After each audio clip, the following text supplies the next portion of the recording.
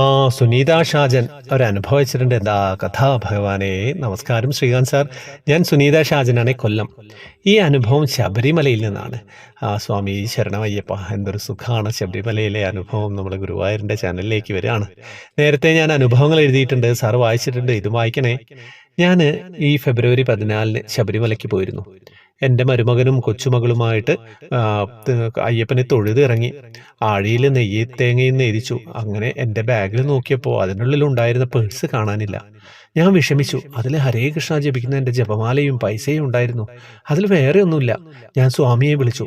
അപ്പോൾ പെട്ടെന്ന് സന്നിധാനത്ത് ആരെങ്കിലും ത്രിമധുരം ഗുരുവായൂരപ്പനും മനസ്സിൽ ഓടി വന്നു. ത്രിമധുരവും ഗുരുവായൂരപ്പനും ഒക്കെ ഓടി വന്നുട്ടോ.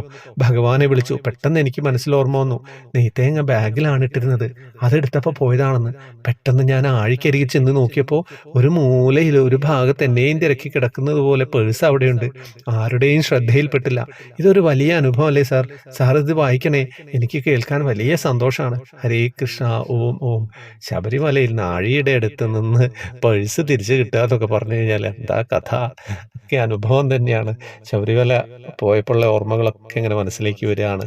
എന്താ ഒരു പ്രത്യേക ലോകമാണ്. അതിനൊക്കെ ഭാഗ്യം വേണം, ആരോഗ്യവും വേണം.